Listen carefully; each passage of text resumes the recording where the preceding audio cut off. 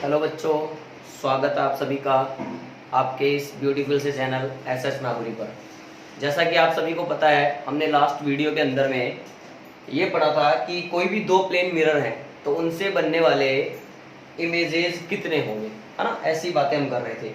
तो उसी बात को आगे बढ़ाते हुए आज अपन एक मस्त कॉन्सेप्ट सीखने वाले हैं जिसका नाम है सर्कुलर कॉन्सेप्ट। समझना बच्चों, वेरी इंपॉर्टेंट कॉन्सेप्ट समझना, सर्कुलर कॉन्सेप्ट। अपन इस कॉन्सेप्ट की हेल्प से भी ये बता सकते हैं कि किन्हीं भी दो प्लेन मिरर की वजह से कितने नंबर ऑफ इमेजेस बनाए जा सकते हैं। तो इसको समझने के लिए मैंने क्या करा, देखिए आप एक एग्जांपल लिया बच्चों, आप समझने की कोशिश करना, ठीक है। मैंने कहा कि मेरे पास ये कोई दो प्लेन मिरर है जो दोनों एक दूसरे से 90 डिग्री के एंगल पर है। कितने एंगल पर है बच्चों? 90 डिग्री पर। अच्छा, एक ऑब्जेक्ट जो है वो इन दोनों मिरर के बाइसेक्टर पर कहीं रखा हुआ है। ऑब्जेक्ट बोले तो O, बाइसेक्टर बोले तो ये एंगल 45 डिग्री हो, ये एंगल भी 45 डिग्री। इतनी बात समझ में आती है। इसको नाम दिया M1 मिरर 1, इसको नाम दिया बच्चों मैंने M2। आप सभी को पता है कि इससे बनने वाली जब भी कोई दो प्लेन मिरर एक दूसरे से 90 डिग्री के एंगल पर होते हैं तो इनसे बनने वाली इमेजेस कितनी होती हैं? 3 होती हैं। क्लियर है? हाँ, हमें ये बात पता है, लेकिन इसी बात को हम सर्कुलर कॉन्सेप्ट से भी समझना चाहते हैं। सर्कुलर कॉन्सेप्ट में बेसिकली हम ये जानना चाहते हैं बच्चों कि कोई भी ऑब्जेक्ट जो होता है वो किसी भी मिरर से, जैसे M1 से ये ऑब्जेक्ट कितने एंगल पर है? 45 डिग्री पर है। यानी इस ऑब्जेक्ट का इस M1 से जो एंगुलर डिस्प्लेसमेंट है वो है 45 डिग्री। तो हम ये जानना चाहते हैं कि इस M1 से बनने वाला जो इमेज होगा वो कितने एंगुलर डिस्प्लेसमेंट पर होगा। क्लियर? इसी प्रकार से अगर ये M2 से भी 45 डिग्री पर है तो इस M2 की वजह से इसका बनने वाला इमेज कितने एंगुलर डिस्प्लेसमेंट पर होगा। और अगर इन दोनों के अलावा एक और बनता ही है तो वो भी कितने एंगुलर डिस्प्लेसमेंट पर होगा, ये जरा हम चेक करना चाहते हैं। सर एक बात बताओ, आपने यहाँ पर 45 ही क्यों लिया? अरे भैया घबराओ मत, हम यहाँ पर कोई दिक्कत नहीं है, कोई खास बात नहीं है। मैंने 45 क्यों लिया? आप कम ज्यादा बनाकर भी कर सकते हो, 20 और 70 मानकर भी कर सकते हो। क्लियर है? अभी आपको करके दिखाएंगे, थोड़ा सिंप्लिसिटी के लिए पहला एग्जांपल है तो मैंने 45 पे करके देखा। अभी देखिए आप, अब समझना मेरी बात को। बेसिक कॉन्सेप्ट यूज करा, जितनी डिस्टेंस पर ऑब्जेक्ट होता है उतनी डिस्टेंस पर इमेज बनता है। ऐसे बनाया था बच्चों, ये बोल दिया I1, शाबाश। देखो, जितनी डिस्टेंस पर ऑब्जेक्ट है उतनी डिस्टेंस पर इमेज है, यानी ये बोल दिया मैंने बच्चों I2। इतनी बात समझ में आ गई। अब ये I1 जो है वो इस M2 के लिए वर्चुअल ऑब्जेक्ट है, तो मिरर को एक्सटेंड कर लिया, ये एक्सटेंड किया। जितनी डिस्टेंस पर ऑब्जेक्ट है उतनी ही डिस्टेंस पर इमेज बन गया इसका, इसको नाम दिया था I2। सर इसी प्रकार से M1 के लिए ये जो I2 है वो भी एक वर्चुअल ऑब्जेक्ट है, तो इसको भी अपन ने क्या करा? एक्सटेंड कर लिया। जितनी डिस्टेंस पर ऑब्जेक्ट है उतनी डिस्टेंस पर इमेज है, ओवरलैप कर दी। बात समझ में आ रही है? यानी अगर M1 के लिए ये वर्चुअल ऑब्जेक्ट और M2 के लिए ये वर्चुअल ऑब्जेक्ट, तो इन दोनों केसेस में बनने वाले इमेज आपस में क्या कर रही है बच्चों? ओवरलैपिंग कर रही है। तो इसका मतलब एक ही जगह पर बन गई ना यार, एक ही इमेज काउंट होगी। तो टोटल इमेज कितनी बन गई? 1, 2 और 3। अब मेरी बात सुनो, मैंने सिमेट्री के लिए इन लाइनों को मिलाया बच्चों, ध्यान से देखो। इससे क्या हुआ? मेरे पास ये ट्राइंगल बन गए दो पहले तो, और इधर भी ट्राइंगल बन गए।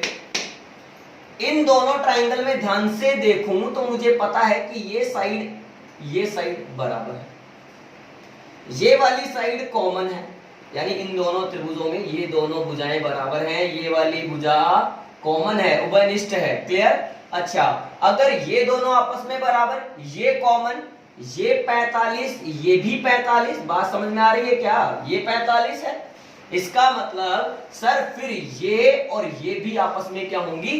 बराबर होंगी। इसी प्रकार से अगर मैं इन दोनों ट्राइंगल्स को देखूं बच्चों, ध्यान से देखूं, तो मैं क्या कहूंगा कि सर ध्यान से देखोगे तो इनमें क्या कहने वाले हो? ये वाली साइड और ये वाली साइड आपस में इक्वल, जितनी दूरी पर ऑब्जेक्ट उतनी दूरी पर इमेज। समझ में आ रहा है? ये वाली साइड कॉमन है, और अगर ये दोनों बराबर, ये कॉमन, ये 45 ये 45, तो ये भी आपस में क्या होंगी? बराबर होंगी। अब सर ये इसके बराबर है और ये वाली इसके बराबर है, तो इसका मतलब ये तीनों ही बराबर है, हाँ या ना?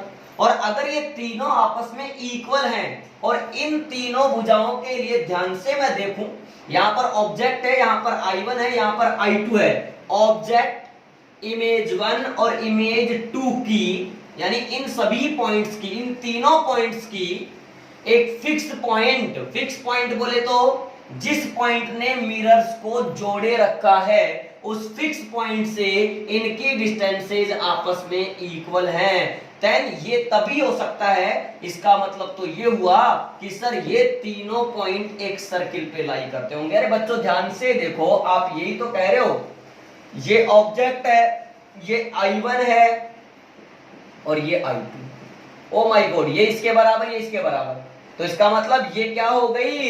रेडियस हो गई। तो अपन इसको नाम दे सकते हैं बच्चों R। क्या नाम दे सकते हैं बच्चों? R। तो अब ध्यान से देखूं तो R रेडियस का अगर मैं एक सर्किल बनाना चाहूं, तो मजे की बात ये होगी कि इस सर्किल पर ये तीनों ही पॉइंट लाई करेंगे, और उसके साथ साथ जो चौथा पॉइंट है बोले तो इमेज नंबर 3, वो भी इसी सर्किल पर लाई करेगा। अब ध्यान से देखना, मेरी बात समझना, मैं क्या कह रहा हूं। सर यहां से ऑब्जेक्ट, यहां पर ऑब्जेक्ट है, M1 से वो 45 डिग्री पर है, M1 से वो इस साइड में 45 डिग्री पर है, तो इसका इमेज M1 से जो बना है वो इस तरफ बनेगा, कितने एंगल पर? 45 डिग्री पर।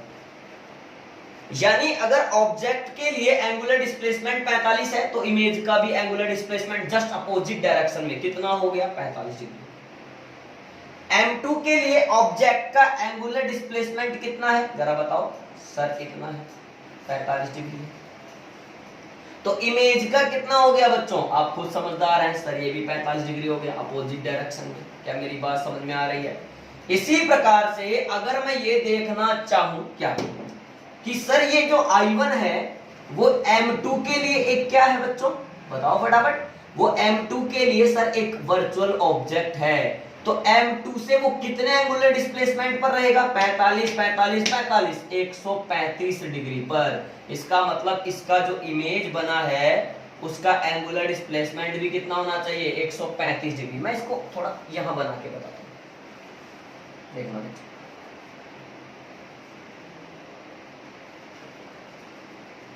आप कह रहे हो कि सर ये जो है ना, ये है हमारा I3, ये है हमारा O, ये हमारा I2, और ये जो हमारा है एक है सर ये हमारा I1 है ना। अच्छा सर ये मिरर है, ठीक है, ये 45 है, ये भी 45 है, ये भी 45 है, तो मैं यही तो कह रहा हूं बच्चों कि M2 से ये जो एंगल बन रहा है ये कितना बन रहा है? 135 डिग्री, सही ना यार?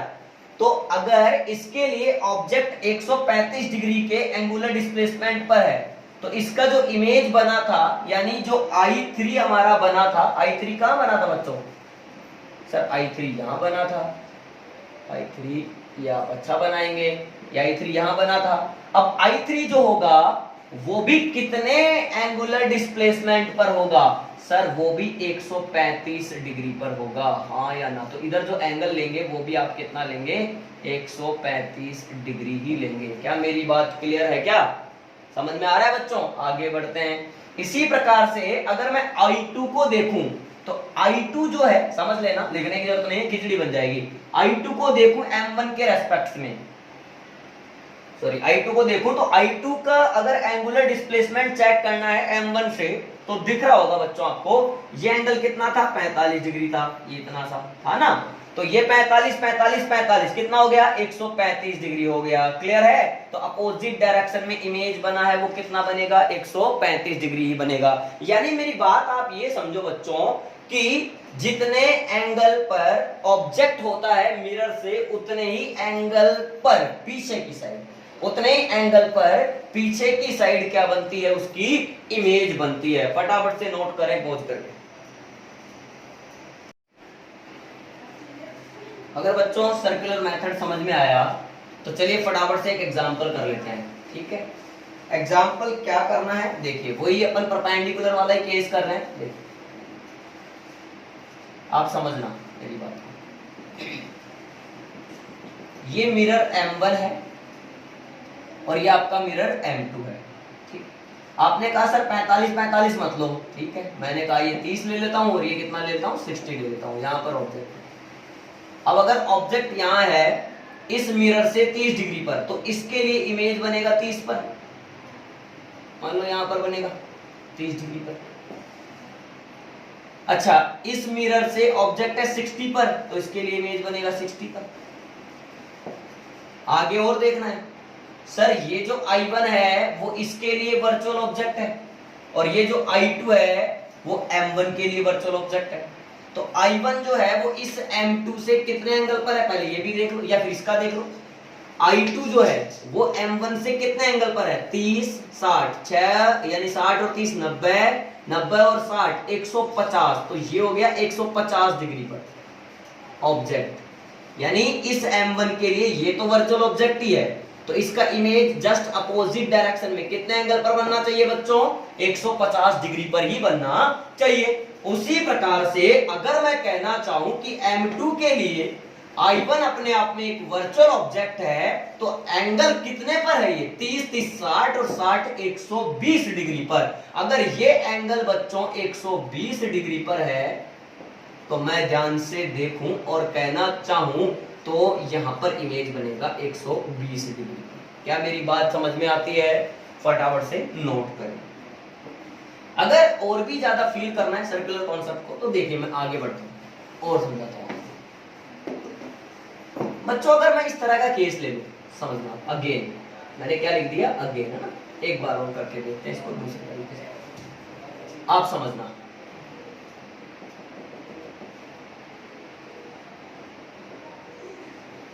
आप अच्छा बनाएंगे बच्चों, हाँ या ना। मान लीजिए कि ऑब्जेक्ट यहां रखा हुआ है, ये मिरर M1 है, ये मिरर M2 है। सर्कुलर कॉन्सेप्ट समझ रहे हैं बच्चों की, यहां से एंगल अल्फा है और यहां से एंगल बीटा है। ठीक, सबसे पहले क्या करो, इस रेडियस का एक सर्कल ड्रॉ कर लो, क्योंकि हम लोगों को पता है जितने भी इमेज बनेंगे और ये ऑब्जेक्ट और जितने भी इमेज बनेंगे सारे के सारे इस सर्कल पर ही लाई करेंगे।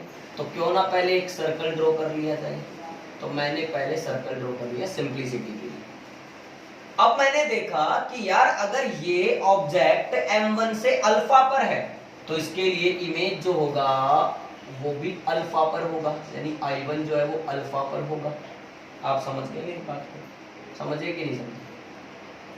अगर ये ऑब्जेक्ट M2 से बीटा पर है तो इसका इमेज भी I2 बीटा पर ही होगा। मेरी बात क्लियर हो रही है। अब सर I1 M2 के लिए वर्चुअल ऑब्जेक्ट और I2 जो है वो M1 के लिए वर्चुअल ऑब्जेक्ट। सबसे पहले मैंने इस I2 को देखा कि M1 से कितने एंगल पर है, तो देखा तो पाया alpha plus beta plus beta, alpha plus 2 beta, alpha plus 2 beta. तो फिर इसका जो इमेज बनेगा M1 से वो कितने पर बनेगा, अल्फा प्लस 2 बीटा पर, क्योंकि ये एंगल आप देखिए अल्फा प्लस 2 बीटा है। समझ में आ रहा है। अब आप इमेज बनाइएगा तो वो बनेगा यहां कहीं I3 और वो इस M1 से कितने एंगल पर होगा बच्चों, अल्फा प्लस 2 बीटा पर होगा। समझ में आई बात। यानी जितने एंगल पर ऑब्जेक्ट होगा मिरर के जस्ट पीछे उतने ही एंगल पर इमेज बनेगी। ये क्लियर है। और देखिए I2 की बात कर चुके हैं, अब I1 की बात कर लेते हैं। I1 जो है वो M2 के लिए ऑब्जेक्ट है, कितने एंगल पर है, अल्फा प्लस बीटा, यानी 2 alpha plus beta, 2 alpha plus beta. तो अपोजिट डायरेक्शन में इसका भी इमेज बनना चाहिए। इसका जो इमेज बनेगा बच्चों वो यहां कहीं बनेगा। इसका इमेज यहाँ बना देते हैं I4। समझ में आ रही है क्या मेरी बात? देखो ये अल्फा अल्फा और ये बीटा, तो ये कितना हो गया 2 अल्फा प्लस बीटा, तो ये एंगल जो बनेगा वो बनेगा 2 अल्फा प्लस का बीटा। और बनेंगे इमेजेस, पता नहीं कितनी बनेंगी, लेकिन ये तय है कि जो भी बनेंगी इस सर्कल पर होंगी। अब I3 जो है या फिर I4 की बात कर लो, I4 जो है वो M1 से कितने एंगल पर हो गया? अब M1 ये रहा, एंगल देखते जाओ, alpha plus beta plus 2 alpha plus beta, sorry alpha, अच्छा M1 से देखना है तो देखना I4 की पोजीशन, ये पूरा एंगल काउंट कर चुके हैं 2 अल्फा प्लस बीटा, और ये है अल्फा प्लस बीटा, तो अल्फा प्लस का बीटा और 2 अल्फा प्लस का बीटा, तो 3 alpha plus 2 beta, 3 alpha plus का 2 बीटा। अब 3 अल्फा प्लस 2 बीटा, देखिए एंगल सही चेक कर लेना बच्चों, M1 से I4 जो है वो कितने एंगल पर है? अल्फा प्लस बीटा, फिर बोलो 2 अल्फा प्लस बीटा, यानी 3 अल्फा प्लस 2 बीटा, तो 3 अल्फा प्लस 2 बीटा, मान लीजिए यहाँ कहीं I5। अब ये तो ऐसे है तो ये एंगल ऐसे है, 3 अल्फा प्लस 2 बीटा। अब बात ये समझ में नहीं आ रही कि सर ऐसे तो एंगल हम लोग बनाते रहेंगे, फिर एंगल बना बना करके इमेजेस भी बनाते रहेंगे, पर ये कैसे पता चलेगा कि अब इमेज बनना बंद हो गई है? तो बच्चों एक बात मेरी सोचो, देखो मैं यहां पर लिख ही देता हूं इमेज, फिर समझा भी दूंगा। इमेज तब तक बनेगी जब तक, ऐसे कैसे ही नोट कर लें आप, जब तक कोई इमेज किसी मिरर के पीछे ना आ जाए, पीछे ना आ जाए। आप मेरी बात सुन रहे हैं, क्या कहना चाह रहा हूं मैं? ये कहना चाह रहा हूं जैसे ये मिरर है, अब यहां पर इमेज बन गई, मान लो किसी तरह से बनते बनते बनते बनते, पहले यहाँ ऑब्जेक्ट था, फिर यहाँ बन गई, मतलब यहाँ ऑब्जेक्ट था, फिर है ना यहाँ पर इस मिरर से इतने एंगल पर था, फिर ऑब्जेक्ट बन गया, वो भी इतने एंगल पर बन गया, सॉरी ऑब्जेक्ट था, इमेज बना, वो भी उतने एंगल पर बन गया। अब एक बात बताओ, बनते बनते बनते बनते अगर इमेज यहाँ पर बन गई तो यार वो इमेज दिखेगी ही नहीं यार पीछे से। अब ऐसा थोड़ी ना यहाँ से रिफ्लेक्ट होकर के यूं चलेगी, भाई ये भी ऑब्जेक्ट का काम कर रही है, फिर इसका इमेज और बनेगा, ऐसा नहीं हो सकता है। हाँ ऑब्जेक्ट अगर यहाँ है तो वो रिफ्लेक्ट हो सकता है, रिफ्लेक्ट हो सकता है, रिफ्लेक्ट हो रहा है हाँ या ना, तो इमेज कहीं ना कहीं बन जाएगी। मेरी बात समझ में आ रही है क्या? अरे अगर ऑब्जेक्ट यहाँ है, मिरर के सामने है, तो इमेज बन सकती है, यानी 180 डिग्री तक कहानी सही है। देखो 180 डिग्री पर ही बंद हो जाएगी, घूमते रहे घूमते रहे घूमते रहे घूमते रहे घूमते रहे घूमते रहे, कहानी बनती रही बनती रही बनती रही बनती रही, यहां आते ही 180 डिग्री पर, 180 डिग्री पर इमेज बनना बंद हो जाएगी, या फिर इससे आगे पहुंच गए तो भी बंद हो जाएगी, अगर अपन क्रॉस कर जाएंगे तो भी बंद हो जाएगी। तो मैं यहां पर लिख देता हूं बच्चों, और अच्छे से भी आपको समझ में आएगा। If angle for any mirror is greater than or equals to 180 degree, then further images stops, यानी फिर आगे इमेज और नहीं बनेगी। क्या मेरी बात आपको क्लियर है? अगर अभी भी ये नहीं फील आ रहा है तो मैं आपको देखो और तरीके से बता सकता हूँ। एक और मेथड हमारे पास है इसी को समझने के लिए, क्रिस क्रॉस मेथड। कौन सा मेथड है बच्चों? Criss cross method. मेरी बात सुनो, सबसे पहले क्या करो, M1 और M2 जो भी हैं मिरर लिख लीजिए। पहला इमेज इससे अल्फा पर बना, दूसरा इमेज इससे बीटा पर बना। अब क्या करा, ऐसे क्रिस क्रॉस मेथड यूज करा। इन दोनों मिरर के बीच का एंगल कितना है? Alpha plus beta. देखो ना यार, मिरर के बीच का जो टोटल एंगल है, दोनों मिरर के बीच का जो एंगल है वो कितना है? अल्फा प्लस बीटा है। तो अल्फा प्लस बीटा लिख दिया। अब जोड़ते चले जाओ, बीटा में इसको जोड़ा तो ये हो गया अल्फा प्लस 2 बीटा। देख लो आप, वही बना है अल्फा प्लस 2 बीटा। इसको जोड़ा तो ये बना 2 अल्फा प्लस बीटा, देख लो यही बना है 2 अल्फा प्लस बीटा। और करते जाओ, और करते जाओ, अल्फा प्लस बीटा फिर से जोड़ा तो कितना हो बच्चों 3 अल्फा प्लस 2 बीटा बना है, देखो 3 अल्फा प्लस 2 बीटा। यहां बना बच्चों 2 अल्फा प्लस 3 बीटा। अब ये एंगल बन रहे हैं, अब इन एंगल में से अगर कोई भी एंगल 180 डिग्री आया या फिर उससे बड़ा आया तो इमेज काउंट नहीं होगी। If any angle is greater than और equal to 180 degree then image count नहीं होगी। इसका मतलब ये हुआ कि वहां पर ओवरलैपिंग हो चुकी है, यानी एक पॉइंट पर बहुत सारे इमेज बनेंगे, तो मतलब कहने का मतलब अगर ओवरलैपिंग हो चुकी है तो हम वहां पर उस कंडीशन में एक ही इमेज काउंट करते हैं। फटाफट से नोट करते चलिए बच्चों, पोज करके नोट कर लिया बच्चों। देखिए अब एक एग्जांपल लेते हैं, क्वेश्चन करते हैं, समझना।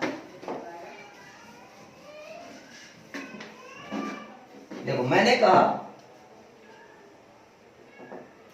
कि ये कोई प्लेन मिरर है M1, एक और प्लेन मिरर है जिसका नाम है M2। समझना मेरी बात को आप। यहां पर ऑब्जेक्ट रखा है, यहां से ये 20 डिग्री पर है और यहां से ये 30 डिग्री पर है, ठीक है। फाइंड नंबर ऑफ इमेजेस, बनने वाले प्रतिबिंबों की संख्या बताइए, नंबर ऑफ इमेजेस बताइए। सीधा सीधा क्रिस क्रॉस मेथड यूज करें। M1 M2 लिख लिया, पहला इमेज कितने पर बनेगा 20 पर बनेगा, दूसरा 30 पर बनेगा, सही बात। अच्छा इन दोनों के बीच का एंगल कितना है जरा बताओ फटाफट से। 50 डिग्री है टोटल, 50 और 30 80 और 50 और 20 70। यहां पर वापस से जोड़ो 50, जोड़ो कितना आ रहा है 7 और 5 12 यानी 120, और ये कितना आ रहा है मात्र 130। फिर से ऐड किया, ये आ गया बच्चों कितना बोलो 50 डिग्री, यहां ऐड करो 180, ये कितना आ गया 170 डिग्री। क्या मेरी बात क्लियर है? अच्छा ये 1 ये काउंट होगा क्या? नहीं, 180 पर पहुंच गए।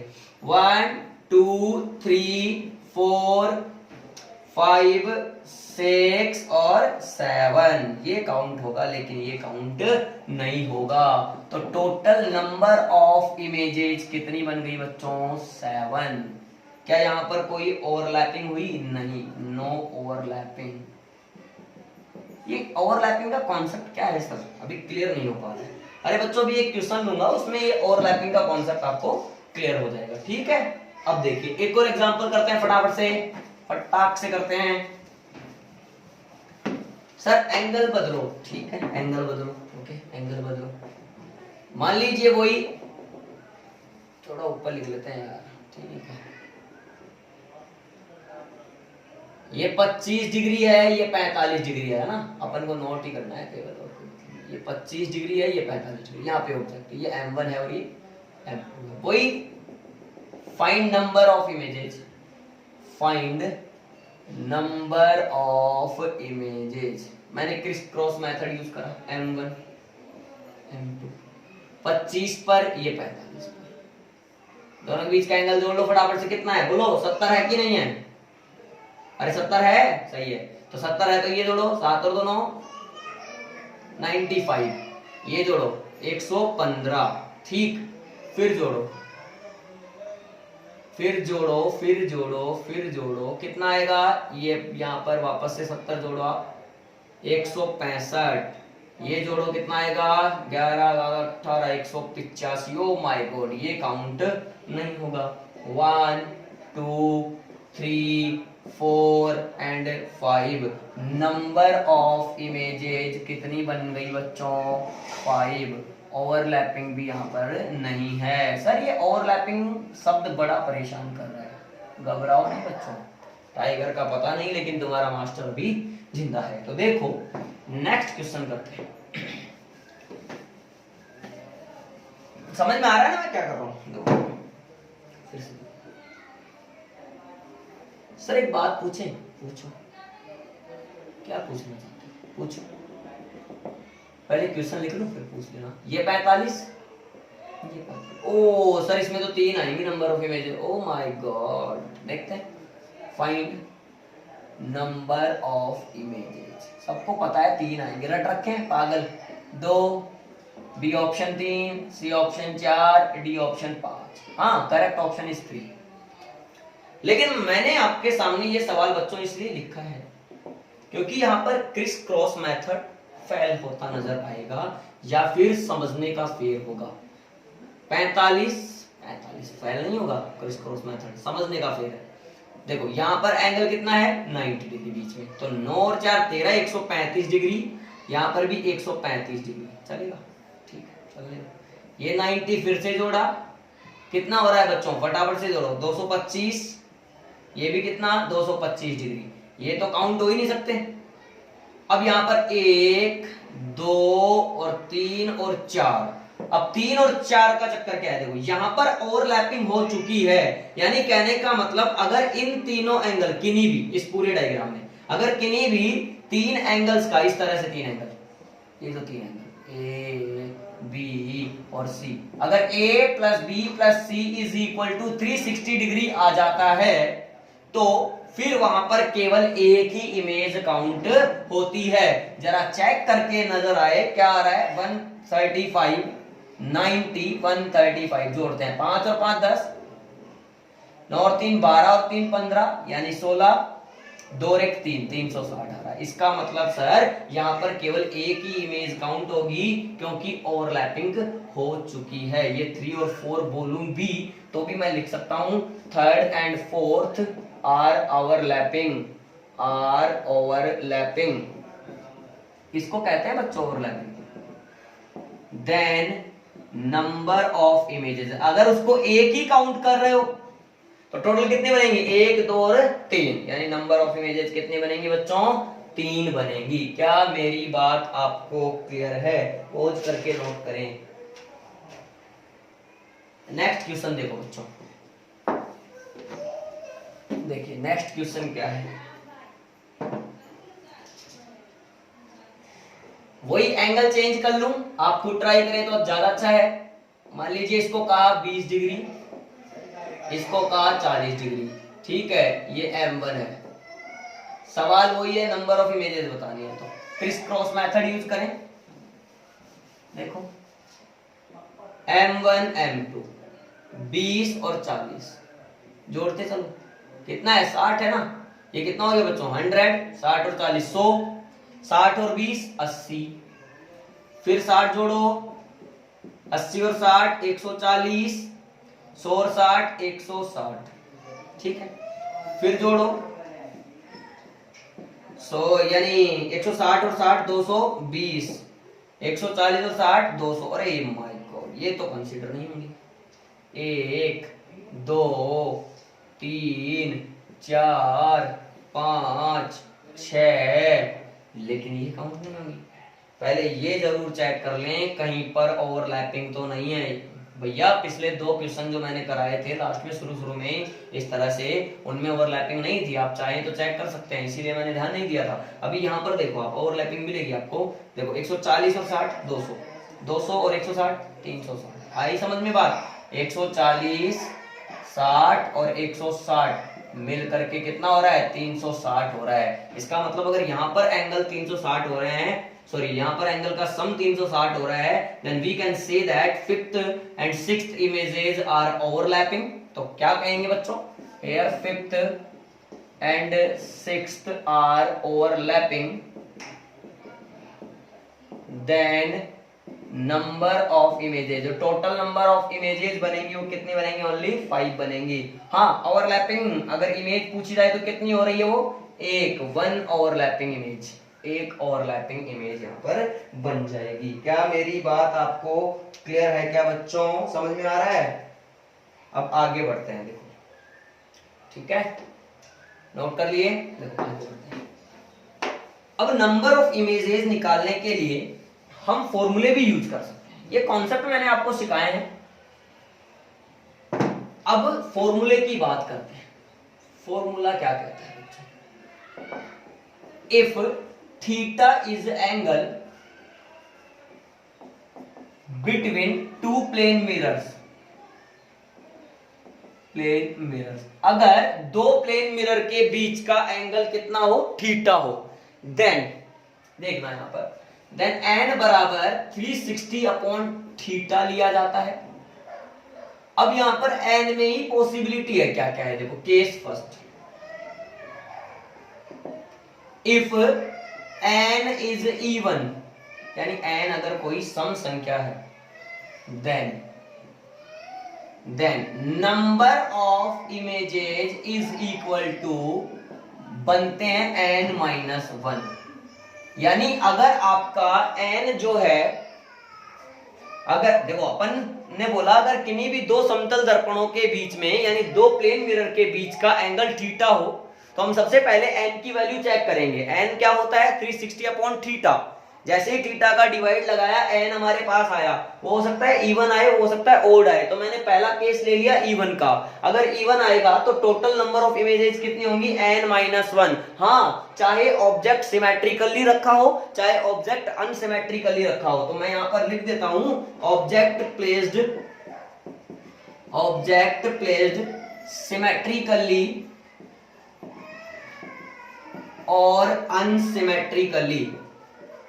और अनसिमेट्रिकली। कहने का मतलब इस केस के लिए अगर n की वैल्यू इवन आ रही है तो उस टाइम पर चाहे ऑब्जेक्ट सिमेट्रिकली रखा हो चाहे अनसिमेट्रिकली रखा हो, कोई फर्क नहीं पड़ता है उस दोनों ही केस में। चाहे सिमेट्रिकली वाला केस हो चाहे अनसिमेट्रिकली, यानी सममित वाला हो चाहे असममित वाला केस हो, दोनों में ही टोटल नंबर ऑफ इमेजेस कितने आएंगे बच्चों, n माइनस वन आएंगी। क्या मेरी बात क्लियर है? सर एक एग्जांपल से समझाओ। बिल्कुल, देखिए आप एक एग्जांपल देखिए, मेरी बात समझना।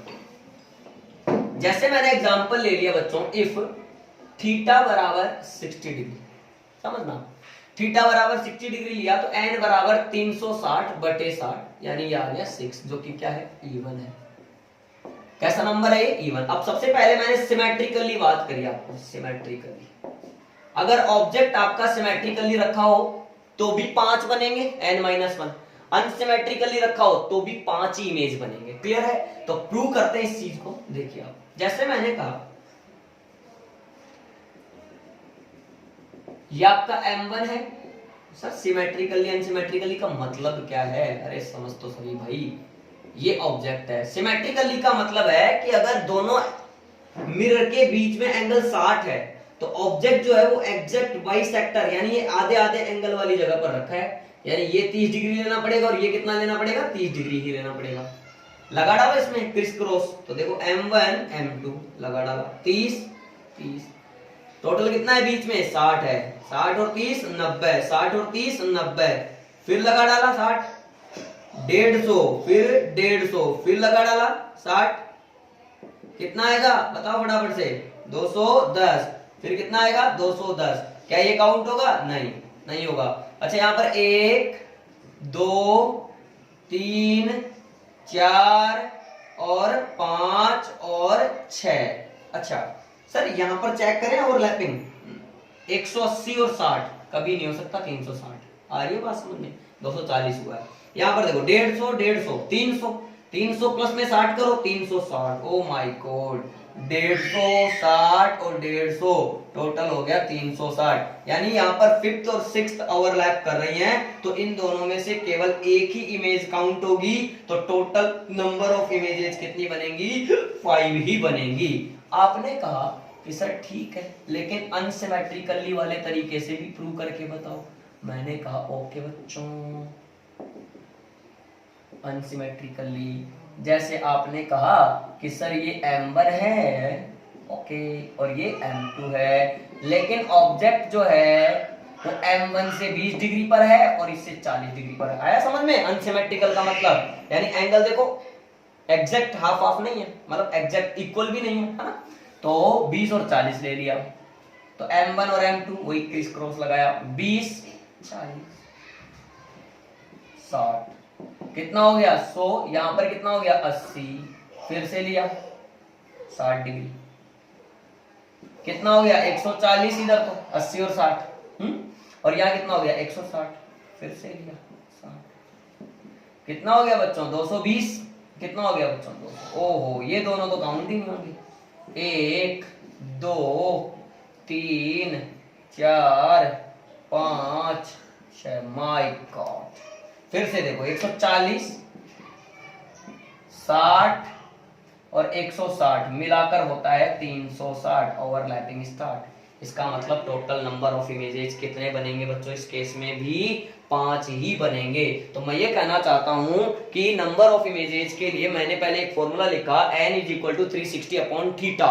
वहां पर थीटा दोनों प्लेन मिरर के बीच का एंगल होता है। अगर n की वैल्यू इवन आई, केस 1 की बात अपन कर रहे हैं, अगर n की वैल्यू बच्चों इवन आ गई है तो इस केस में ऑब्जेक्ट चाहे सिमेट्रिकली रखा हो चाहे अनसिमेट्रिकली रखा हो, क्लियर है? दोनों ही केस में total number of images n जितना भी आ रहा है उससे एक कम यानी n-1 ही बनता है। फटाफट पोज करके नोट करें।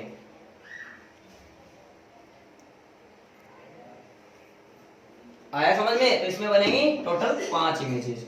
केस नंबर सेकंड, तो देखिए केस नंबर सेकंड देखते हैं। केस नंबर सेकंड क्या है वो देखो। अगर मैं ये कहूं केस सेकंड में, इफ n इज ओड, विषम संख्या आ जाए, देन अब देखो सिमेट्रिकल होगा तो बात अलग होगी और अनसिमेट्रिकल होगा तो बात अलग होगी। यानी ऑब्जेक्ट अगर सिमेट्रिकल तरीके से रखा होगा, सिमेट्रिकली, तो मैं क्या करता हूं, ऐसे दो भाग बना लेता हूं। अनसिमेट्रिकली दोनों को एक साथ ही निपटा दूंगा बच्चों। निपटाना हमें अच्छे से आता है। तो नंबर ऑफ इमेजेस इस केस में बनेंगी अपने पास में n-1। और अगर ऑब्जेक्ट अनसिमेट्रिकली रखा होगा तो नंबर ऑफ इमेजेस बनेंगी n। यानी एक ही सिंगल केस है जहां पर n बनती है। यानी कहने का मतलब n ओड आए और ऑब्जेक्ट अनसिमेट्रिकली रखा हो तो इमेज भी कितनी बनती है बच्चों? टोटल n ही बनती हैं। बाकी सारे केस में ही n-1 बनती हैं। सर इसको भी एक एग्जांपल से समझाओ। जैसे एग्जांपल ले लिया थीटा 120 डिग्री, देन n आ गया 360 अपॉन 120, तो 3 जो कि क्या है? ओड है, ओड नंबर आ गया, समझना। अब सिमेट्रिकली यानी 60-60 ले लो, 120 है तो ठीक। ऑब्जेक्ट में ये आपका m1 है, ये आपका m2 है। यहां पर ऑब्जेक्ट रखा है, यहां से 60 डिग्री पर है, यहां से भी 60 डिग्री पर लगाया क्रिस क्रॉस m1 m2 करके 60-60। दोनों के बीच का कितना? 120। तो ये कितना हो गया? बोलो फटाफट बोलो। 180।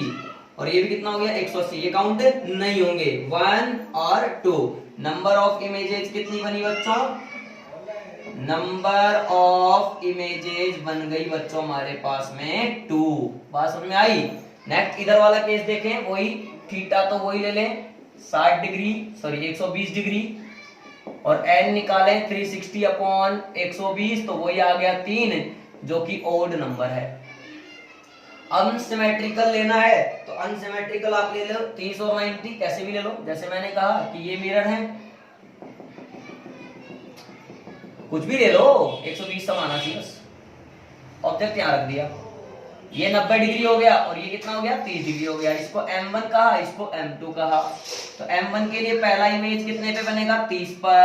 m2 के लिए 90 पर। सही है। क्रिस क्रॉस 120 कितना हो गया बच्चों? 210। और ये कितना हो गया बच्चों? 150। ये काउंट नहीं होगा। 1 2 3। ओ माय गॉड, n की वैल्यू भी 3 आई और नंबर ऑफ इमेजेस टोटल कितने बने?